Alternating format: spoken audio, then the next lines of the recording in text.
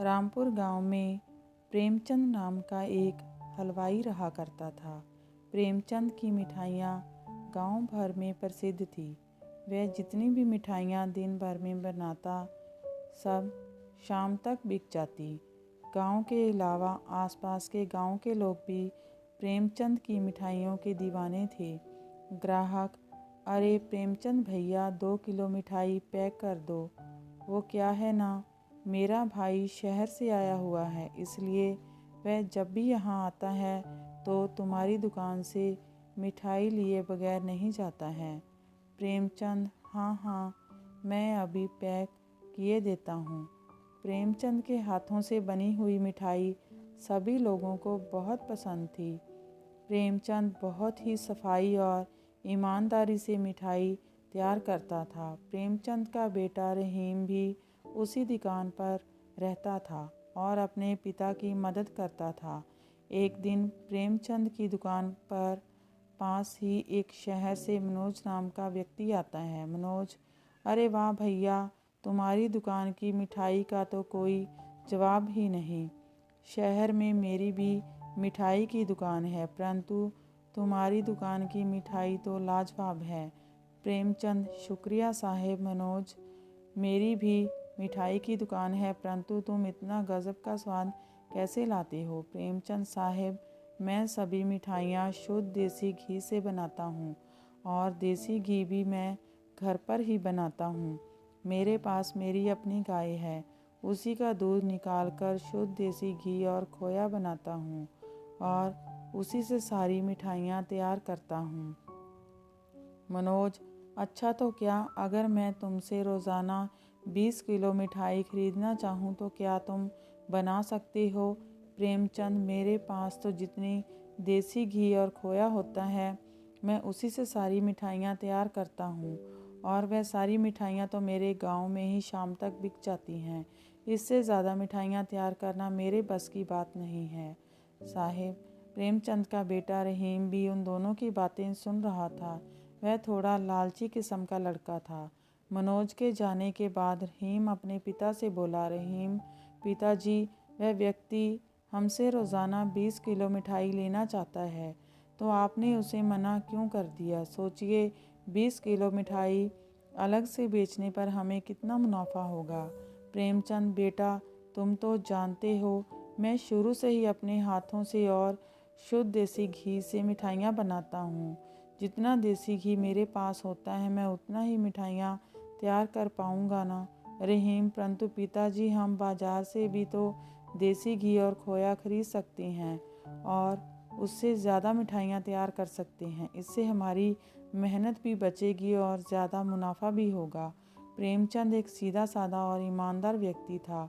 उसने कभी भी मिलावट वाली मिठाइयाँ बनाने के बारे में नहीं सोचा। प्रेमचंद, बेटा हमारे हाथों से बनी हुई मिठाइयाँ गांव भर में मशहूर हैं, क्योंकि हम उन्हें शुद्ध देसी घी से बनाते हैं।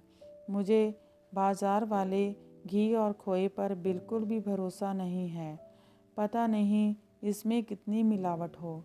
रहीम, परंतु पिताजी, जितना समय आप देसी घी और खोया बनाने में लगाते हैं, अगर उतना ही समय और ज़्यादा मिठाइयाँ बनाने में लगाओगे तो ज़्यादा मुनाफा कमाएंगी।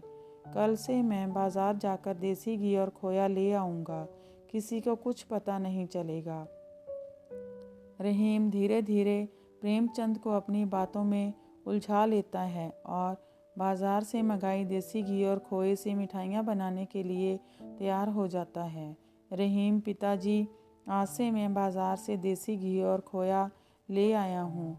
आज आप दुगनी मिठाइयाँ बनाने की तैयारी करें और मनोज को भी 20 किलो मिठाई देने का प्रबंध करें। प्रेमचंद भी रहीम की बातों में आकर वैसा ही करता गया। उसने बाज़ार से लाए हुए देसी घी को अपने घी में मिलाकर दुगनी मिठाइयाँ तैयार कर ली। मनोज मिठाइयाँ लेने के लिए प्रेमचंद की दुकान पर आया। मनोज, हाँ भाई, क्या मेरा ऑर्डर तैयार हो गया? मैं गाड़ी लेकर आया हूँ, उसमें मेरी मिठाइयाँ रखवा दो। रहीम ने जल्दी से मिठाई के डिब्बे मनोज की गाड़ी में रखवा दिए। मनोज, रहीम, मनोज भैया, अगर आपको रोज़ाना 20 किलो मिठाई चाहिए तो हम बना दिया करेंगे। मनोज: अरे वाह, ये तो बहुत अच्छी बात है। मैं रोज़ाना सुबह आकर यहाँ से मिठाइयों का ऑर्डर ले जाया करूँगा। इस तरह प्रेमचंद और रहीम रोज़ाना ज़्यादा मिठाइयाँ बनाने लगे और ज़्यादा मुनाफा कमाने लगे। रहीम: पिताजी, देखा हमारी मिठाइयाँ कितनी सदा मशहूर हो चुकी हैं। गांव के साथ शहर से भी ऑर्डर आने लगे हैं और हमारा मुनाफा भी कितना हो गया है। मगर आप तो ऐसे ही चिंता कर रहे थे। देखा, स्वाद में कोई फ़र्क नहीं आया। सभी लोगों को आज भी हमारे हाथ की बनाई मिठाइयाँ उतनी ही पसंद आती हैं। प्रेमचंद: हाँ, तुम सही कह रहे हो बेटा। मैं बेकार में ही इतनी मेहनत करता रहता हूँ। घी बनाने में, मिठाई बनाने में तब मुझे कितनी मेहनत लगती। अब बाज़ार से घी और खोया लेकर हम आसानी से मिठाइयाँ बना रहे हैं और ज़्यादा मुनाफा भी कमा रहे हैं। प्रेमचंद का काम बहुत ही अच्छा चल रहा था। गांव में भी उसकी मिठाइयाँ खूब बिकती थी और शहर से भी ऑर्डर आते थे। देखते ही देखते प्रेमचंद पैसे वाला बन गया और उसने कुछ और लोगों को भी अपनी दुकान पर रख लिया। उसके द्वारा बनाई हुई मिठाइयों की मांग दिन ब दिन बढ़ने लगी। मिठाइयों की बढ़ती हुई मांग को देखकर रहीम प्रेमचंद को कहता है: पिताजी, हमारी दुकान पर मिठाइयों की मांग दिनों दिन बढ़ती जा रही है।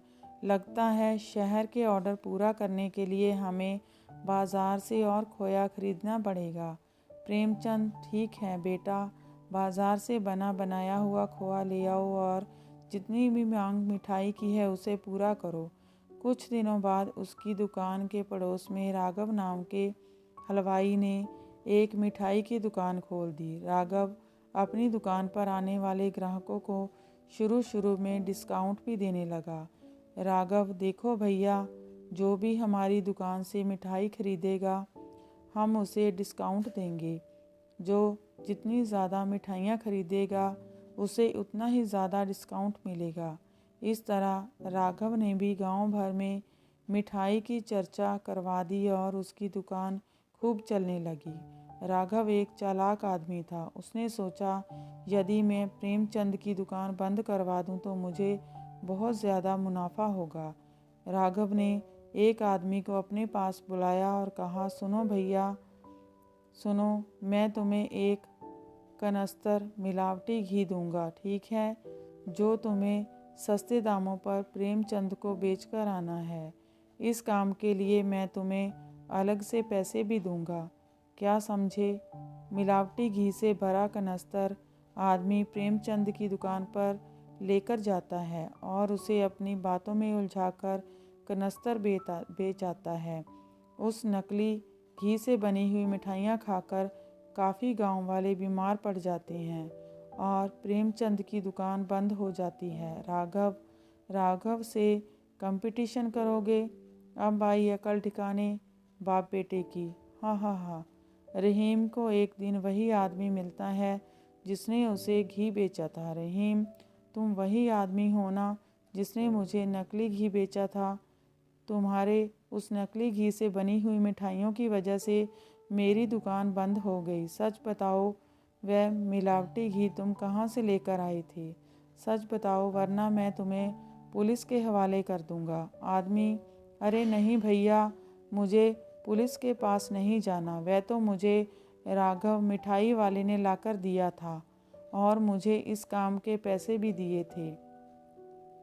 रहीम को सारा माजरा समझ में आ जाता है और वह उसे सबक सिखाने की सोचता है। एक दिन रहीम भेस बदलकर राघव की दुकान पर जाता है और उससे कहता है: रहीम, अरे भैया, लगता है तुम्हारी दुकान बहुत अच्छी चलती है। सारा दिन तुम्हारी दुकान पर भीड़ लगी रहती है। राघव: अरे सब कुछ भगवान की कृपा है, दुकान बहुत अच्छी चलती है भैया। रहीम: तुम चाहो तो ये मुनाफा और बढ़ सकता है। मेरा घी का व्यापार है। आसपास के लोग शुद्ध देसी घी मुझसे ही लेते हैं। मेरा माल बहुत ही अच्छा होता है और दाम भी काफ़ी कम है। अगर तुम चाहो तो तुम्हारी दुकान पर भी मैं घी पहुंचा सकता हूं। राघव कुछ देर सोचता है और लालच में आकर रहीम की बात मान लेता है। रहीम नकली घी के कनस्तर के साथ राघव की दुकान पर पहुंचता है। रहीम, लो भैया, तुम्हारा ऑर्डर आ गया है। राघव, हाँ भाई, तुम तो बहुत जल्दी मेरा सामान ले आए। हाँ, रुको रुको, मैं तुम्हें पैसे देता हूँ, ठीक है। रहीम जैसे ही राघव के हाथ से पैसे पकड़ता है तभी फूड इंस्पेक्टर राघव की दुकान पर आ जाते हैं और उसे नकली घी के साथ पकड़ लेता है। राघव को जेल हो जाती है और उसकी दुकान बंद हो जाती है।